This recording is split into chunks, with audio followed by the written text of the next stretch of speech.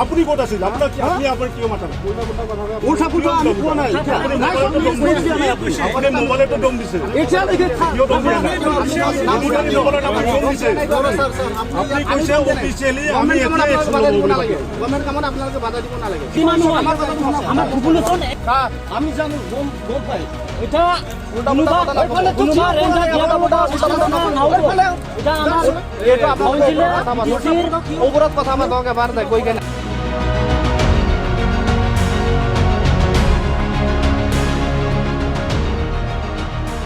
समस्त जेनाखि बागान खालामनो नागिरदों बेहाय रावनिबो गुबुन हारिनि हा गैया जोंनिनो बर' राभा एसटि हारिनि मानसिफोरनि हा दङ आरो माखासे माइसालि माइ गायनानै जाग्रा हा दङ बेफोरखौ लाफानानै बिथांमोनहा दिनैहाय जे हाया जाया बेखौनो गावसिनि मेजारमेन्टनिखौ लानानै खालामनो नागिरगासिनो नाजागासिनो बिटिआरआव गुबुन हारिया फैनानै खोथिया आबाद खुयो गोबां आबाद मावनानै जायो बेयाव फरेस्ट बिफाननिफ्राय जेबो एक्सन लानाय जाया खिन्थु जोंनिखौ जों बर'आ जेब्लानाखि बेयाव माबा मोनसे मावनानै जानो नागिरो फैनानै डाइरेक्ट बुंफैयो नोंसोर बेयाव मावनानै जानो मोना जुदि ब्रायै मावोबा नोंथांमोननि ट्रेक्टरखौ लानानै थांनाय जागोन बेबायदि जों हाग्रा बिफाना हा दखल खालामनो नाजानायनि गोख्रों अजद बर' रायजो राजाफोरनि हा हगारनो गोसो गैयै रायजो राजा आरो हाग्रा बिफाननि मावफारियाफोरनि गेजेराव हाखौ लानानै सोमजिदों दान्थे बिदान्थे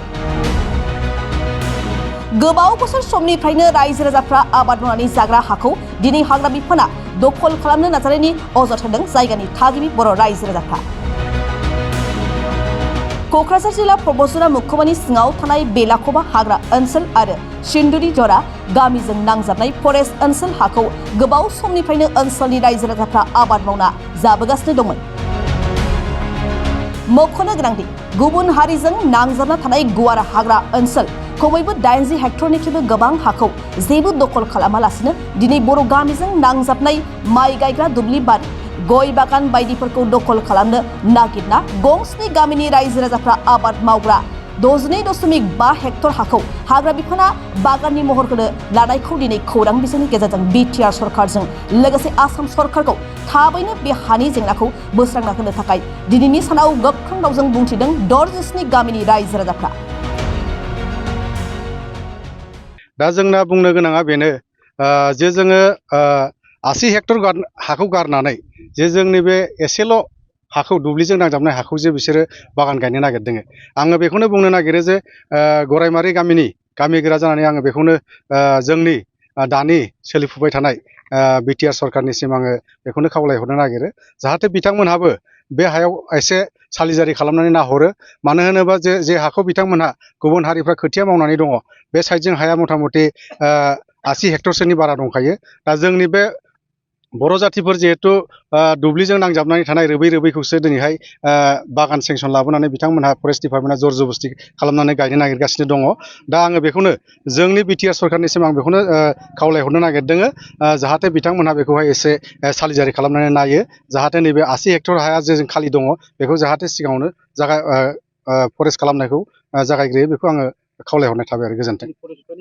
दा बिथांमोनहा जोंनि रायजो राजाखौहाय जर जबस्तिसो खालामगासिनो दङ जे जोंनि 7टा गामिया जे बिथांमोनखौ बुंदों जे 80 हेक्टर हाजोंहाय बागानखौ खालामग्रो होननायाव दा बिथांमोनहा मानि खारनाव जे जोंनि बे दुब्लि मैरों जे दुब्लिखौ लाफानानै बिसोर बागान खालामनो नागिरदों जों बेखौ बुजिस'नो हायाखै आरो दा बेखौनो आङो जोंनि बिटिआर सरकारखौ गले गले खावलायनाय थायो जाहाथे बे 80 हेक्टरजोंनो बागानखौ जागायग्रोयो आरो बर' समस्त जेनाखि बागान खालामनो नागिरदों बेहाय रावनिबो गुबुन हारिनि हा गैया जोंनिनो बर' राभा एसटि हारिनि मानसिफोरनि हा दङ आरो माखासे माइसालि माइ गायनानै जाग्रा हा दङ बेफोरखौ लाफानानै बिथांमोनहा दिनैहाय जे हाया जाया बेखौनो गावसिनि मेजारमेन्टनिखौ लानानै खालामनो नागिरगासिनो नाजागासिनो बिटिआर सरकारखौ आङो जोंनि नैबे बेलाख'बा बनम ओनसोलखौ आङो नायबिजिरनानै नायनो थाखाय खावलायनाय थादों जाहाथे जोंनि बुंनाया नंगौना नङा जोंनि रायजोनि आबदार खालामनाया नंगौना नङा बिटिआर सरकाराबो जाहाथे बेखौ एसे जाज खालामनानै नायो बेखौ आङो जोंनि रायजोनि जानानै खावलायहरनाय थाबाय बे हानि थावनि जायगानि नामखौनो बुङो जाबाय बेलाख'बा बनाम ओनसोल बुङो आरो बे रेन्जआ जाबाय बेलाख'बा बिद रेन्जआव गोग्लैयो बेलाख'बा बिद रेन्जआव गोग्लैयो आरो खराघाट रेन्जनि आन्दाराव आरो जोंनि जेब्लानाखि एनडिएफबिआ सिजफायार जादोंमोन बे सम 2005 बे समनिफ्रायनो जोंहा बेयाव मोनसे एनडिएफबि केम्प दंमोन आरो बिथांमोना जोङो बे ओनसोलनि 6था बर' गामि जोङो सावरायनानै बिथांमोना बे जायगाखौ लादोंमोन। जोंनि राभा मोनसे बस्ति दङ बेखौ लानानै 7था जायो। दा बे हिसाबै जोङो बिथांमोननो हगारलायनाय बै समाव केम्प दङमोन। बिथांमोननि आमोलावनो बेयाव काजु बादाम जादोंमोन। बे काजु बादामा दिनैसिमबो नेरसोन दङ। आरोबाव बिनि उनाव थालिर बागान दंमोन। आनिफ्राय फैयै फैयै बिथांमोना दिनै सिजफायाराव फैबाय। दा जोंहा बेयाव दिनैनि ज' ओंखारनायनि खारना बेनो जे जोंहा गोदो आबै आमोलनिफ्रायनो जोङो बे जेनाखि हगारनाय जायगा बे जायगायाव जोङो गोदोनिफ्रायनो सिबिं आबाद मावनानै जाबोयोमोन। नाथाय थांनाय 4 बोसोरसो सिगां फरेस्ट बिफाननिफ्राय फैनानै जोंखौ माना होनाय जादों। सिबिं खुहैहोआखै। सिबिं खुहैयोबा ट्रेक्टर लांनो नागिरो। नाथाय जोङो दुखु मोननाया बेनो जों बर'आ एसटि हिसाबै जोंहा मोनथाय दं हिसाबै आबाद मावनानै जानो नागिरनायावबो बिथांमोना बादा होफैयो। नाथाय नैबे जायगाखौ नोंथांमोना नाय बेयाव गुबुन हारिया फैनानै खोथिया आबाद खुबैयो, गोबां आबाद मावनानै जायो। बेयाव फरेस्ट बिफाननिफ्राय जेबो एक्सन लानाय जाया। खिन्थु जोंनिखौ जों बर'आ जेब्लानाखि बेयाव माबा मोनसे मावनानै जानो नागिरो फैनानै डाइरेक्ट बुंफैयो नोंसोर बेयाव मावनानै जानो मोना। जुदि ब्रा ब्रायै मावोबा नोंथांमोननि ट्रेक्टरखौ लानानै थांनाय जागोन बेबायदि जोंखौ धमखि होफैयो।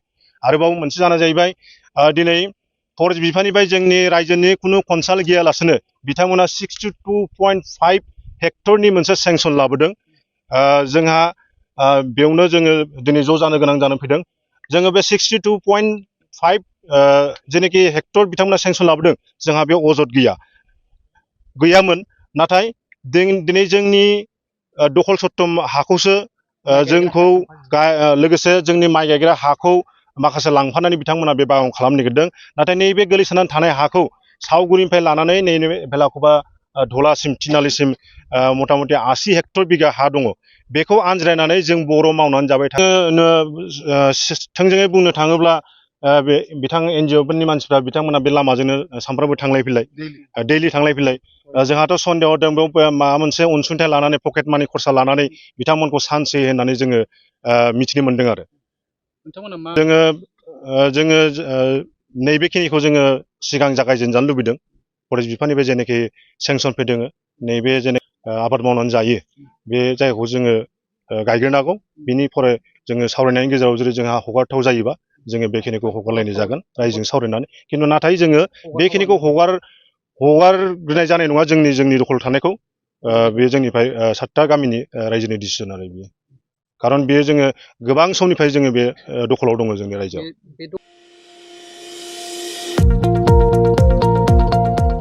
नोंथाङा सासे नार्स ANM GNM जानो गोसो दं नामा? नोंथाङा पेरामेडिकेल कर्सनि सोलोंथाइ लानो गोसो दं नामा? नोंथाङा जुदि nurse ANM GNM laboratory technician जानो गोसो दंब्ला थाबैनो doctor BR Ambedkar allied health इन्स्टिट्यूटआव मुं थिसनदो। बाक्सा जिल्लानि मसलपुर सदर थावनि मसलपुर SP मावख'नि साखाथि 1 नं काथालिगाव बेदलाबारियाव थानाय doctor BR Ambedkar allied health इन्स्टिट्यूटआव 2025-26 सोलोंथाइ बोसोरनि थाखाय सोलोंसाफोरनि मुं थिसननाया सोलिगासिनो दं। आर्ट्स, कमार्स आरो साइन्सनि बिजोंनिफ्राय HS थाखोखौ उथ्रिसारनाय साफ्रोमबो फरायसायानो पेरामेडिकेल कर्स लानो थाखाय मुं थिसननो हागोन। बे सोलोंथाइ फसंथानाव नांगौ जानाय थाखो खथा गोजौ थाखोनि लेबरेटरि टेक्निशियान TLM आरो नार्सनि प्रेक्टिकेल फोरोंनायनि खाबुफोरजों लोगोसे रोंगौथि गोनां फोरोंगिरि आरो देहा फाहामगिरिफ्रा फोरोंथाय होनाय जायो। बेनि अनगायैबो हिन्जावसाफोरनि थानायनि थाखाय हस्टेलनि खाबुबो दं। बे समाव गोसो गुदुं फरायसा एबा सोलोंसाफोरनि मुं थिसननायनि थाखाय फर्म बिलाइखौ होगासिनो दं।